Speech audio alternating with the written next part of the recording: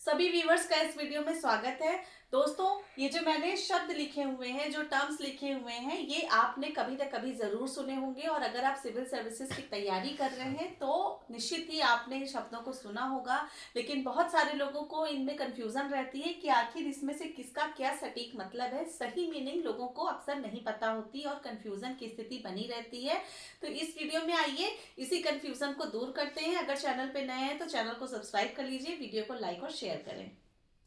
IAS, इसका आपको one by one मतलब मैं अभी बताऊंगी।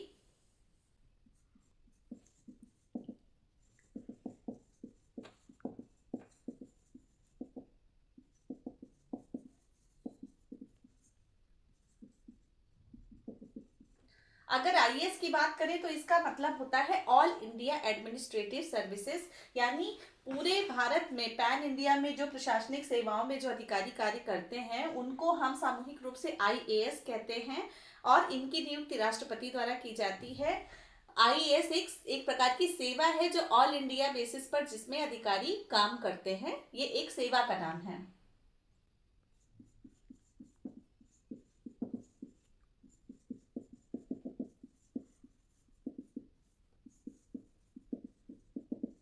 अगर यूपीएससी की बात करें तो इसका पूरा नाम होगा union public service commission.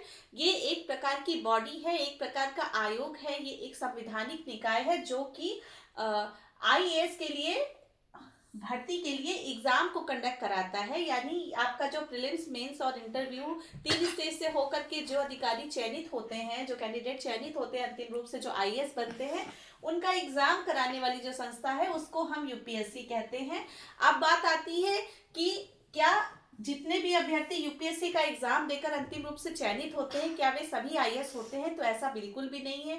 UPSC जो है वो कई तरह के एग्जाम को कंडक्ट कराती है, जिसमें आईएएस के साथ साथ आईपीएस, आईएफएस, आईआरएस, आईएफओएस इस तरह की सेवाओं के लिए भी चयन होता है। साथ ही अन्य विभिन्न प्रकार के इंजीनियरिंग और मेडिकल के फील्ड्स में भी यूपीएससी एग्जाम कंडक्ट करा करके कैंडिडेट्स को चुनती है। यानी सभी यूपीएससी का एग्जाम देकर सफल होने वाले अभ्यर्थी आईएएस नहीं होते हैं।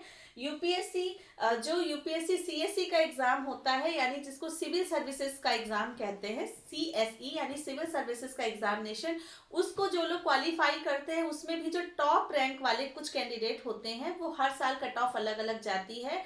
कुछ टॉप के कैंडिडेट्स होते हैं, हर कैटेगरी वाइज उनकी अलग से मेरिट बनती है, उन्हीं को आईएएस का कैडर मिलता है। ये कैडर है और इनकी नियुक्ति पूरे देश में कहीं भी किसी भी राज्य में किसी भी जिले में हो सकती है। तो ये एक एग्जाम कंडक्ट कराने वाली, कैंडिडेट्स का सिलेक्शन करने वाली एक संस्था है, एक संवैधानिक निकाय है, जबकि ये एक सेवा का नाम है। तो ये आई होप कि आपको क्लियर हो गया होगा। अब आगे बढ़ते हैं।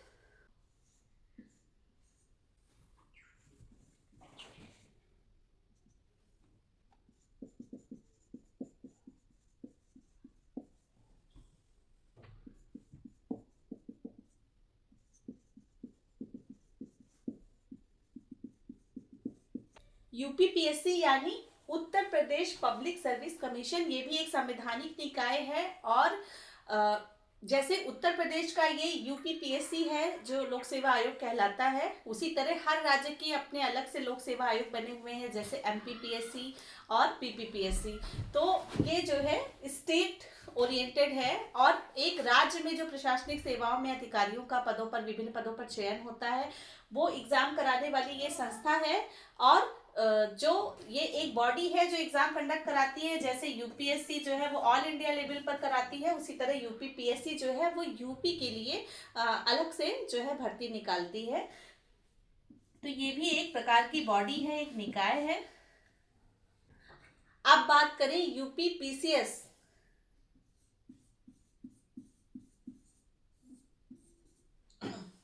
यूपीपीसीएस का मतलब होगा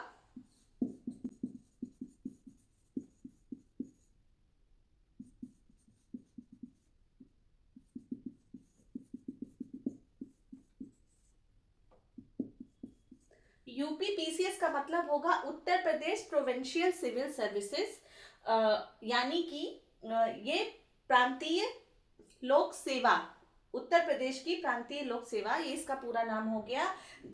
यानी यूपीपीएससी जो है वो एग्जाम कंडक्ट कराने वाली बॉडी है, जैसा मैंने आपको बताया। और इस एग्जाम के थ्रू जो चयन होता है अधिकारियों का, जो प्रांतीय सिविल सेवक के संपर्क में आते हैं, वो जो है उस सेवा का नाम है ये एक सेवा का नाम है यूपीपीएससी।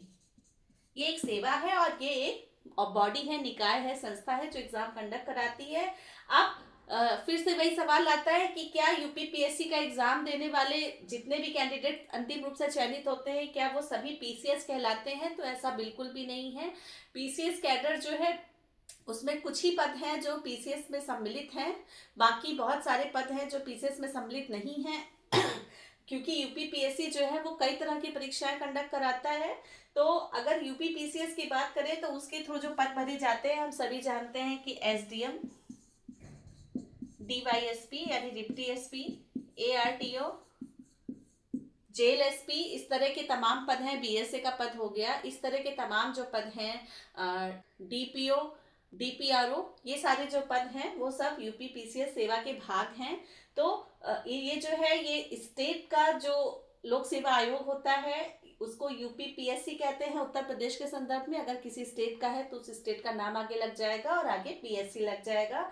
और एग्जाम कंडक्ट कराने के बाद जिस पद पर, जिस सेवा पर लोग सेवा देते हैं, अधिकारियों का चयन होता है, उसको कहते हैं यूपीपीसीएस।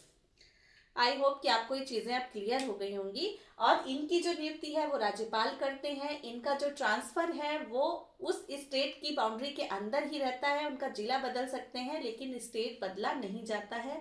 जबकि आईएएस या यूपीएससी के केस में आपका जो है जिला, पूरे देश में कोई भी जिला आपको मिल सकता है और आपका प्रदेश भी बदल सकते हैं। तो दोस्तों यूपीपीसीएस भी दो भागों में बटा हुआ है।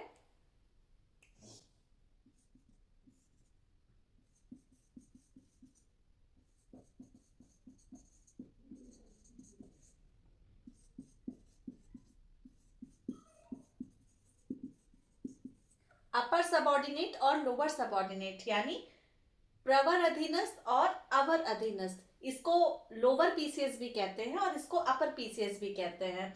तो इन सभी में पदों के प्रकार अलग अलग होते हैं, साथ ही परीक्षा भी अलग से होती है। लोअर पीसीएस के लिए उत्तर प्रदेश लोक सेवा आयोग अलग से परीक्षा कराता है और आपका जो है अपर सबऑर्डिनेट के लिए अलग से परीक्षा कराता है, जिसमें एसडीएम, डिप्टी एसपी वगैरह अन्य तमाम सारे पदों पर चयन होता है। जबकि लोअर पीसीएस के लिए अलग से वैकेंसी आती है। इसका एग्जाम का पैटर्न भी बिल्कुल अलग होता है और ये काफी हद तक जो है आईएएस के एग्जाम पैटर्न के लगभग जैसा होता है। इसमें आपको प्रीलिम्स जो है वो ऑब्जेक्टिव पैटर्न पर, इसके बाद मेंस आपको डिस्क्रिप्टिव पैटर्न पर होता है, इसके बाद इंटरव्यू देना होता है। इसमें जो है काफी भिन्नता है एग्जाम पैटर्न की भी।